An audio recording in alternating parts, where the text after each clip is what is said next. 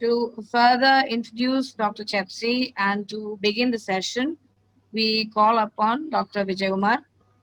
Sir, please take over the session and introduce Dr. Chepsi so that we can begin the talk. Thank you. Good evening to you all. My audible? Yes. Yes. You're audible, sir. Okay. So our the last session is with autoimmune hemolytic anemia, which will be presented by Dr. Chepsi Philip. And Chepsi is the senior consultant in the Regional Advanced Center for Transplantation and Hemato-Oncology and Marrow Diseases. That is a Raktam project.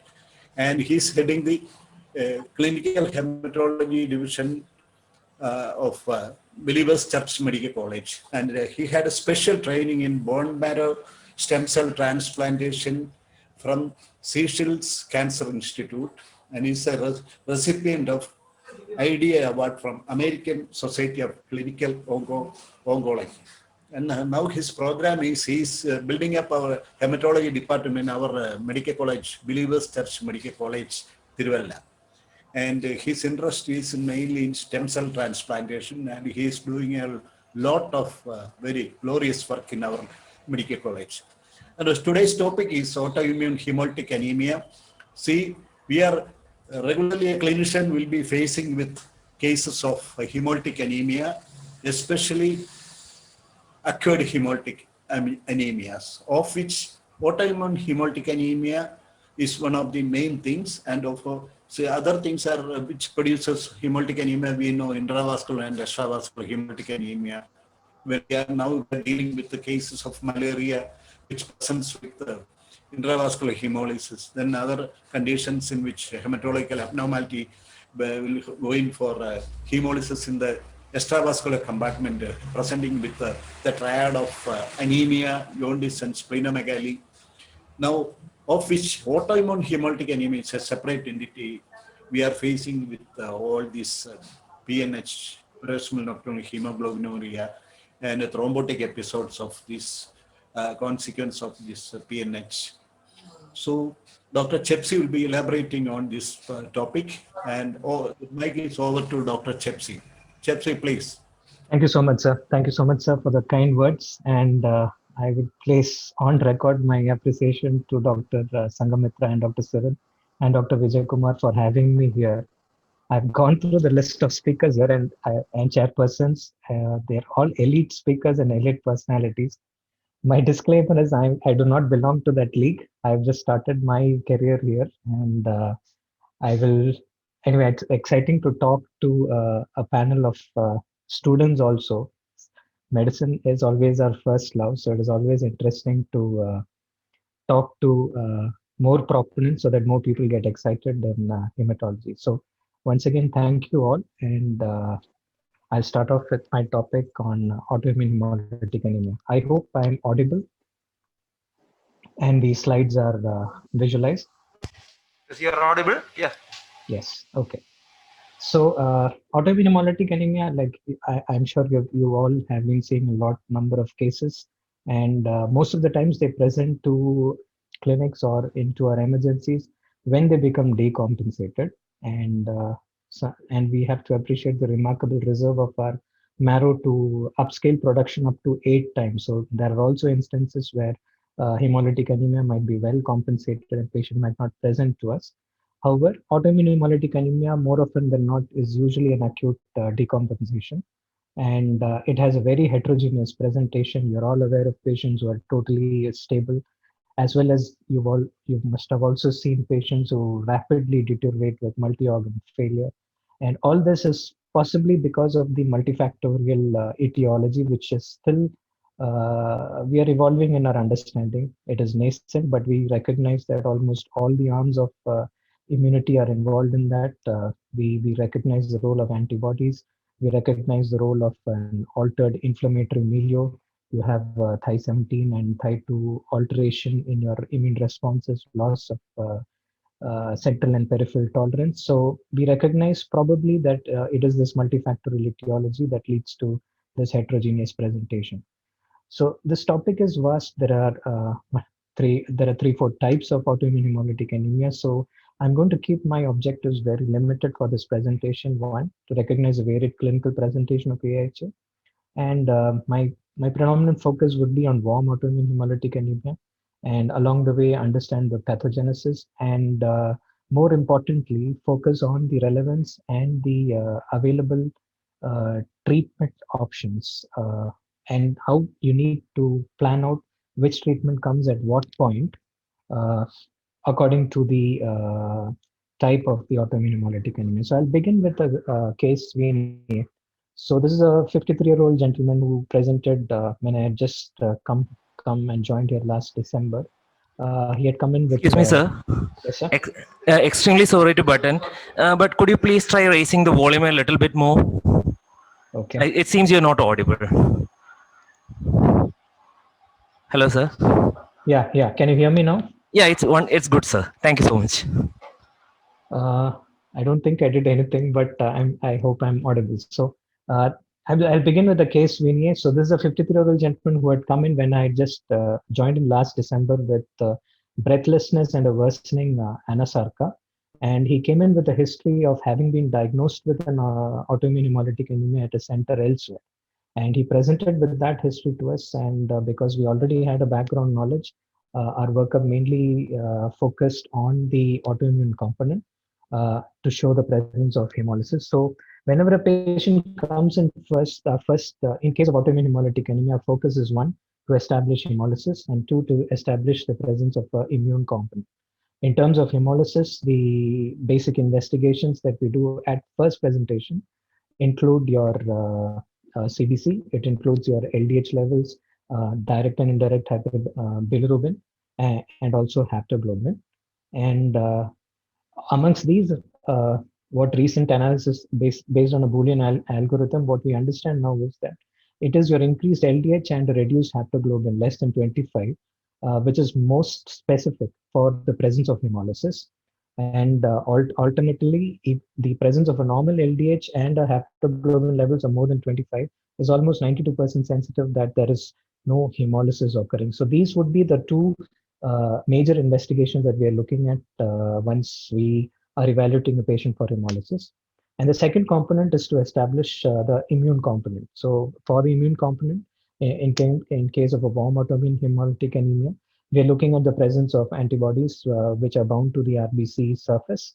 And to find this, we use something, as you're aware, the Coombs test, which is basically your antibody against the antibody which is there on the RBC. And currently, most centers use this polyspecific anti-globulin, in which is a combination of IgG and C3, which helps to detect either the warm or the cold antibody on the surface. And in case there exists an antibody, it leads to agglutination, which is then seen either on your gel card test or on your tube test as visible agglutination, which helps you define that there is a Coombs positivity. So your hemolysis and your Coombs helps you define the immune component to it. It's very important to know what is the type of antibody. Now, even though we are using this polyspecific Coombs, in case you have the ability to look monospecifically, the further additional reagents would be to use an IgG alone, and then find out whether it is the IgG part of it which is getting leading to the agglutination. That helps you define that this is possibly a warm autoimmune hemolytic anemia. And the other side of it is if you're using monospecific C3 Coombs reagent, you will be able to identify whether it is the complement cascade which is leading to the hemolysis, possibly favoring your IgM as the antibody. So this is important to know because it helps us understand, or it gives us an idea of the hemolytic process in terms of warm and cold. And this makes a difference because treatment priorities are initiated by finding out which type of antibody it is. However, I have to state that it is not necessary that it is your Coombs test is always going to define your autoimmune hemolytic anemia. There are many instances, I'm sure you have seen in your practice, where the patient is clinically having active hemolysis, and you might have tried a trial of steroids and you see a rapid response to it. So it is now accepted that up to 10% of population might have in the autoimmune hemolytic group to have a Coombs negative hemolytic anemia. And this is primarily the reasons which are attributed are one, you've not used the appropriate antibody to find out the Coombs reagent. So you could have had an IgA antibody, which because you've used a reagent which contains only IgG and C3, you've not identified the DCT as positive. Or secondly, it is also possible that the number of the antibodies which are existing on the RBC surface are lesser than the threshold required for that Coombs test to detect it. So typically we need around 500 molecules in the per RBC surface for detecting in our normal tube test. So if it is less than that, you could use more sensitive tests like the microcolumn and the solid phase test. And even lesser than that, you can identify using flow cytometry. However, these are not standard practices. Many of the times we are limited with a tube test and microcolumn, and you should realize that if you are able to find lower and lower levels of antibody attached, it is at the cost of reduced specificity. So in this patient particularly, we had this background history, and our Coombs test was positive, and we also proved the evidence of hemolysis in terms of increased LDH and reduced haptoglobin levels. And we also ruled out the other possible mechanism of recent drug intake to rule out any drug-induced autoimmune hemolytic anemia. So this is a typical patient who might present to us first time, and at this point in time, our decision is whether to treat or to transfer. Hello.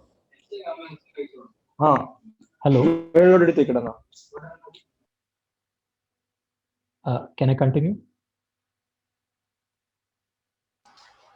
Yes, doctor, you may please continue. Okay.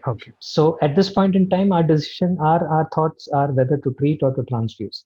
Now, usually, like as you all practice, our treatment indications are. Thank you, sir. Our treatment indications are usually directed by whether the patient is symptomatic for his anemia or not. We try and best to avoid transfusion as a rule, and you'll be surprised to know there is no large prospective data to identify which is the best method of treatment, but most of it has been laid down by practice, and guidelines exist based on expert recommendations. So as a rule, transfusion is limited unless and until the patient is symptomatic, and current practice is in such a way that severe hemolysis is considered if your HB falls less than 6, at which point we try and blanket transfuse them. Otherwise, if they have any cardiac issues, then we try and keep it above 8 and try our best to keep it about 10, but that is unlikely. So we keep transfusing based on a patient-to-patient basis. Now, another problem with this recurrent transfusions is that you have this autoantibodies which are going to cross-react across all the blood groups. So it is difficult to identify an appropriate blood product. Your transfusion medicine is always going to tell you that there is no matched blood available. It is going to be risky to transfuse. And the reason why they say that is because it is going to agglutinate across all the products, whatever cross-match that they do. So at this point in time, we should realize that this particular phenomenon is also going to mask alloantibodies, which are also likely to lead to fatal reaction. That is the reason why transfusion medicine is very hesitant in releasing these blood products. At our center, we'll have to sign a transfusion form saying that please release the least incompatible blood, and take an informed consent from the patient that there are possibilities of a reaction. But as a rule, what you need to understand is that if you can rule out the presence of an alloantibody, that could be historically, if the patient has not been transfused in the past, or it is a non-pregnant lady, almost you can be certain that there is no presence of alloantibodies at that point in time. So it would be reasonably safe to do it.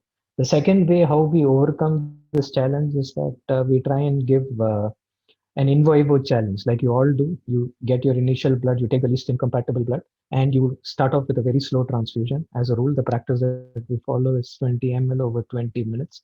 See if no reaction is occurring, and then hike up the speed of the transfusion. Now, the other problem, other than this cross reaction of antibodies, the other problem is that stored blood also release a lot of microvesicles, and these microvesicles can bind to the RBC membrane and initiate or trigger the formation of more antibodies, further causing hemolysis. So that is one of the other pathogenesis of autoimmune hemolytic anemia.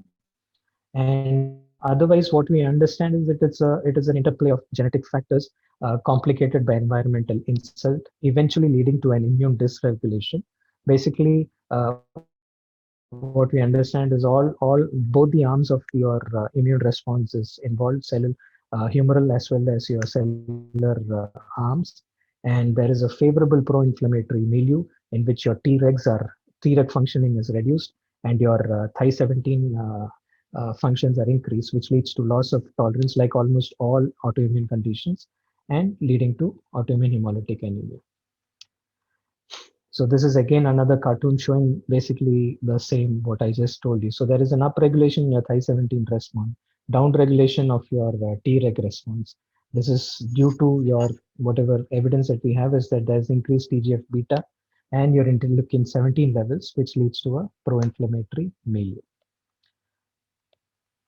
Other etiologies, now this is something that we all know, and I'm just adding this lesser known etiologies. Another is what is considered is that when you have an hyperdynamic circulation because of an acute anemia, that shear stress might also deform the band 3 changes in your RBC membrane, making it less pliable and also more antigenic and triggering a more antibody response. So that is also postulated to be an additional driver of the autoimmune process. Besides this, now we are slowly understanding more and more the genetic burden in autoimmune hemolytic anemias, especially in your cold agglutinin type, which we are now slowly recognizing that could potentially be clonal diseases, because we recognize there are particular mutations which are demonstrable across all cold agglutinin diseases in terms of CARD11 mutations. And also we recognize that the antibody generation is particular to the region of V334, and commonly shared trisomy 3 abnormalities are seen across this cold agglutinin disease. So that is why in contrast to warm autoimmune hemolytic anemia, cold agglutinin disease is now being increasingly considered as a potentially clonal disease and with the pre-malignant etiology to it. However, whatever is the pathology, we now recognize that the hemolysis occur depending on the type of antibody that is bound to the RBC membrane. So primarily, if it is a warm antibody, your IgG coats these surfaces, which is recognized by the Fc receptors in your macrophages, predominantly in the spleen, leading to an extravascular hemolysis. And certain IgG, particularly G1 and G3, can also activate the complement cascade and cause a minimal amount of intravascular hemolysis or be picked up by the liver Kupffer cells. In contrast, your cold agglutinin disease, you have this pentameric IgM, which are potent activators of your complement, leading to much increased intravascular hemolysis as compared to your warm autoimmune hemolytic anemia. So at the end of this, what is useful to us is to, one, identify the type of antibody that will help us determine where the major source of hemolysis is occurring. And two, it also gives us a direction as to what would be the appropriate choice of treatment. So as a general rule, like I told you, the cold agglutinin disease are now being increasingly considered as clonal diseases. So the primary role is on an immunotherapy, chemotherapy backbone. In contrast to warm antibody hemolytic anemia, where steroids are being recognized as the first drug of choice. So this particular patient of ours, he was symptomatic for his anemia. However, the hemoglobins were around 8 grams per deciliter. And he gave us his past history. This is what happened when he initially presented at the hospital outside. He was started appropriately and correctly on a course of oral prednisolone at 1 mg per kg, and gradually started a taper at the end of 2 weeks and stopping of the drug within 2 months. So here again, this is considered as a response because now I would like to highlight the fact that there are no large trials on autoimmune hemolytic. Interesting thesis topic to actually identify the response, time taken to the response, which will add a great deal of knowledge to science because there is a severe knowledge gap in terms of actual hardcore evidence. So there was this recent international consensus meeting on autoimmune hemolytic anemia, where they defined criteria to be used for future trials. And our particular patient who became transfusion independent would have fallen into the criteria of complete response. The other response is when you have an increase in hemoglobin by more than 2 grams, but the hemolysis might not have fully resolved in terms of LDH and haptoglobin levels. So these are definitions for helping us stratify for trial basis or helping us to standardize the outcomes across different studies. Now, this was actually in 2002 that he gave us this history of the first time diagnosed with autoimmune hemolytic anemia. Subsequent to that, from 2002 to 2019, he's been having recurrent episodes of anemia. And every time, multiply, he's been treated at various other centers with short courses of steroids. There's also documented renal failure in between, probably precipitated by the intravascular hemolysis. But every time it used to respond to steroids, and he had kind of become a steroid dependent autoimmune hemolytic anemia when he finally presented to us at the beginning of 2020. Now here, why I'm highlighting this fact is that now this autoimmune hemolytic anemia at 2002 was a single acute event, but across 2002 to 2019, we typically seeing what we are also recognizing patients that you are saying is a chronic relapsing course. Now, initially we didn't identify the drivers, or we were not aware of the drivers of such relapsing diseases. So now, with more data becoming available, there are certain drivers which will help us to identify what could have been the cause of the relapse. So now it is well established that steroids in a warm autoimmune hemolytic anemia, up to 80 to 90% will respond to a course of steroids.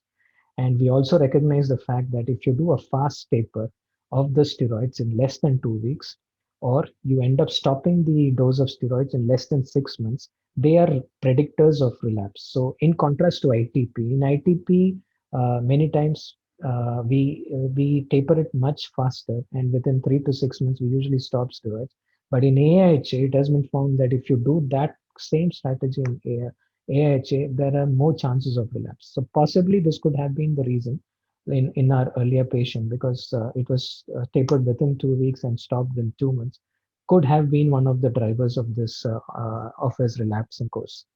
So that is a take-home message from this, that when we taper, it is in deviation from, it is not, it is in deviation from a practice in ITP. And also there is evidence to suggest that there is not much role of increasing the dose of steroids beyond one.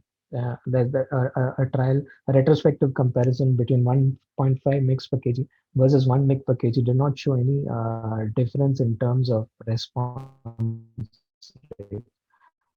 So ideally in AHA, it is best to keep it at 1 mg per kg, and you usually take around 2 to 3 weeks for response. And once the response starts setting in, do not start, try and extend the taper to stop it between 6 to 8 months. Now, other take-home messages, many times we see this chronic patients, and we probably overlook the fact that even though they might be on multiple dosings of steroids on and off, even though they might be on very low dose of steroids, there's a lot of importance of other supportive care, particularly in the autoimmune hemolytic anemia subset. There is evidence to state that even if you're on just 7.5 mg per kg, 7.5 milligrams of prednisolone for more than 3 months, that is a significant driver of osteoporosis, and you should keep replacement with calcium and vitamin D supplementation when the patient is on steroids. However, in this patient, probably it was not justified that you continued this relapse, repeated courses of steroids without considering a second line, or probably we didn't get the data enough to recognize whether he was on a second line agent or not. Now, in comparison to the first time presentation, when the patient relapses, we also try and evaluate whether this is a primary or autoimmune. We try and engage for pick for autoimmune conditions for a baseline hemoglobin, and we look for infection. And depending upon either of these tests coming positive, you could consider further additional tests based on what your initial screen for these additional tests would do. At this point in time, there is also a thought that to proceed with bone marrow aspiration and biopsy, but at our center, what we follow is that we look look at our count, if we think that the response is adequate, we usually doing first case. So 2019, multiple response to steroids, and now he presented to us again with anemia and a new onset of thrombocytopenia along with renal failure. So at this point in time, he had come to us. We decided we had to decide what is the appropriate second line drug choose. Now, based on evidence right now, it is now well established in terms of second line agent. And there are multiple dosing schedules that can be considered in rituximab. There is around 80% response rate that has been reported with rituximab. And varying dosing schedule for per meter square for 4 doses. However, there is equally robust data to suggest that 2 doses of 1 gram on day 1 and day 15 also produces responses.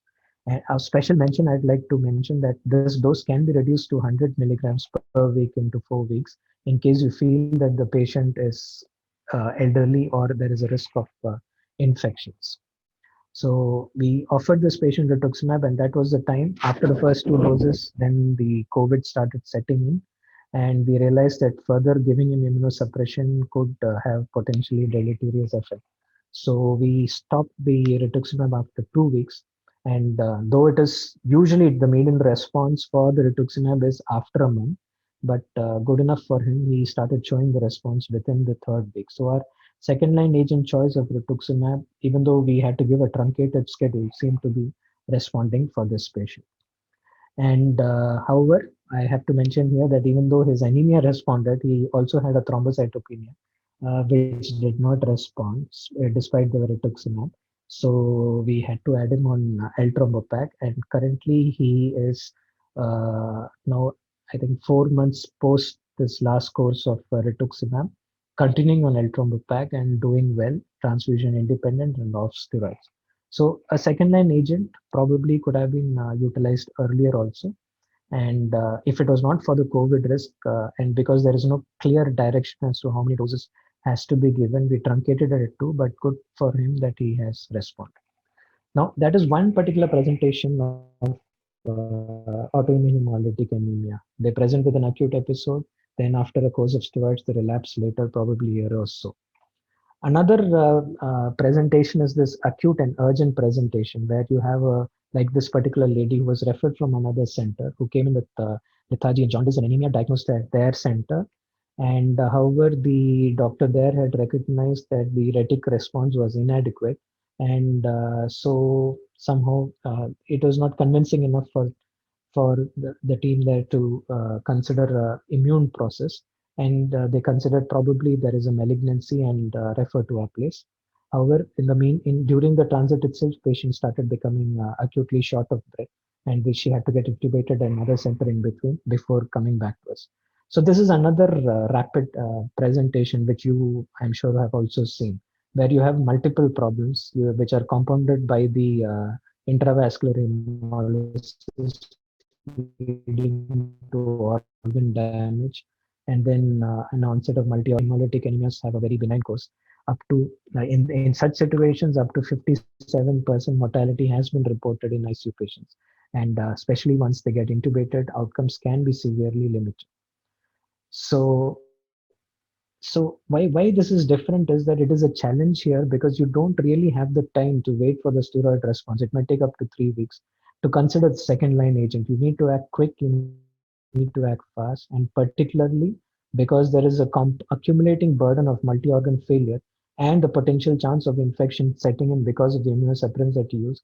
This is a very complicating situation, and a mortality of up to 50% is really very high. So we still do not have the ideal approach to such acute and urgent cases. But what we have done here is that we have borrowed from our experience in bone marrow transplant, where we see autoimmune hemolytic anemias that occur post a transplant. And in these settings, we recognize that the course can be rapidly downhill. So in that setting, what we usually do is we start off straight away with rituximab. We also try and block multiple pathways of potential etiologies. We try and give IVIG to block your neonatal receptors, probably hastening your IgG catabolism. We also try and remove your inflammatory milieu by using plasma exchanges. So such a kind of hyperacute process that we follow in a stem cell transplant setting might be required when you have this acute and urgent cases. So this is again another data which is on the prognosis of autoimmune hemolytic anemias in patients who are critically ill, where mortality of up to, like I already told you, 57% is one of the studies which is retrospective, which reported. This particular study showed a rate of around 30% in the ICU in comparison to just 8% in a patient not requiring ICU. So is there any driver or any predictor for an ICU admission? So as you can see, there are certain, you can see the hazard risk in particular condition, particularly Evans syndrome, the onset of an acute renal failure, infection, and multiple treatment.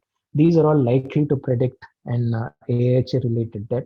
It is important to know because it will help us inform the patient and the relatives the potential chance of deterioration, the potentials of a mortality happening, and help us make informed choices, help us to choose rapidly needed treatments rather than wait on steroids and their response.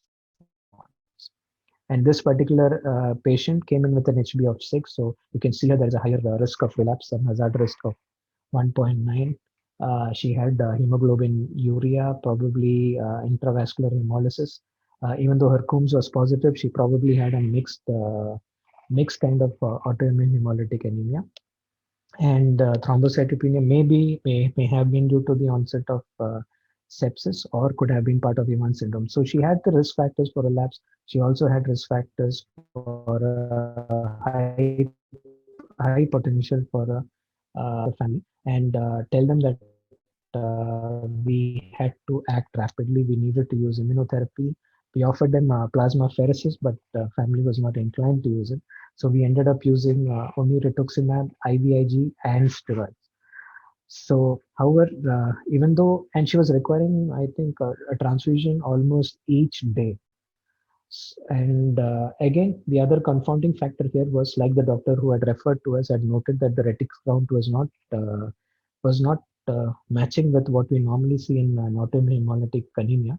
It is important to know that that can also exist in autoimmune hemolytic anemia. Why that occurs is, what we postulate is the fact that the same autoimmunity that you can have against your mature RBCs can also direct itself against its precursor, leading to an erythroid aplasia or a reduction in your retic count. So in this kind of situation, it is important to proceed with the marrow because it will help us, one, to rule out a malignancy, and two, to find out the erythroid reserve. So in this patient which we had done, the erythroid reserve was not hyperactive, suggesting that the reserve was not good enough. And in such a situation, there is a role of erythropoietin at higher doses, 40,000 units per week, which can be considered to supplement whatever strategies that are given to treat autoimmune hemolytic. Yes. And so now I have shown you two particular presentations. So you can or a non-acute presentation where you can consider response to steroids. If you have an acute and very severe onset, in which you consider rituximab upfront. Now, besides this, you also have focused agents against the multiple pathways that are involved in the pathogens of autoimmune hemolytic anemia. You can macrophages with your SYK inhibitors. You can also block your neonatal receptors with targeted agents in multiple pathways. There are all multiple trials happening, and subsequently, I think over a course of 3 to 4 years, we'll have more available mechanisms to target, especially in your rapidly deteriorating course. Now, I'll just conclude with another 2-3 slides. Particularly, I just wanted to focus on a cold agglutinin hemolytic anemia. All I want to stress over here is that it is likely to be a clonal disease. And in a cold agglutinin disease, we prefer to use rituximab in preference to and you also have drug-induced autoimmune hemolytic anemia. These are usually short-lived in comparison to warm autoimmune hemolytic anemias. And if you can identify the drug, that will really help us in treating. So to summarize, I've shown you two particular presentations. It is it can be rapidly fatal, as well as could be have a chronic relapsing course. And a thorough diagnostic workup is identify the type. Steroids would remain the first choice in warmly the established second line of therapy. And this is in contrast to a cold agglutinin disease where we would prefer rituximab in preference for steroids. And it is important to identify the class of antibody to help us dictate what is the type of treatment to use. And whatever be the pathogenesis, the end result is your hemolysis is either extravascular or intravascular, depending on the type of antibody. And initial investigations would just be to document hemolysis, but if you have a relapse, you need to evaluate for autoimmune conditions, clonal lymphoid disease, immunodeficiencies, and infection. And in case the retic response is not adequate, we would suggest to proceed with the bone marrow aspiration and biopsy. And this would be our approach: use steroids. And if you do not see a response within 2 to 3 weeks, it is likely steroid refractory. Consider second line agents, and try and attempt not to taper the drug rapidly. Over the course of 6 to 8 months seems to be a reasonable plan. There are a lot of new drugs coming up. I think we'll have to give drugs. This I will conclude and to take questions. Okay. Okay. Thank you, Dr. Chepsey. Am I audible? Thank you. Yes. My Yes. confusion regarding the blood everything all for Department of Medicine, Medical College, Kottayam, Dr. Sangamitra, Dr. Swan, and thank. Right. Thank you, Dr. Chepsey. Yes. Okay.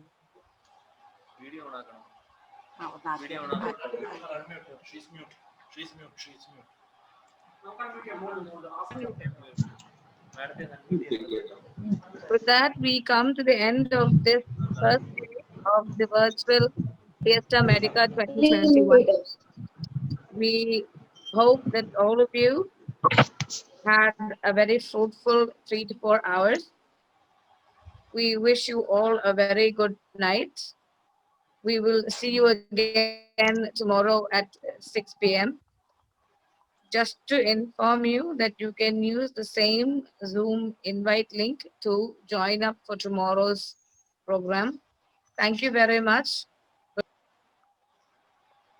Thank you all once again for, and let us tomorrow we can see sharp 6 o'clock we will start the sessions, because tomorrow sessions there are 5 sessions to deal with. So sharp 6 we will, same Zoom link applies.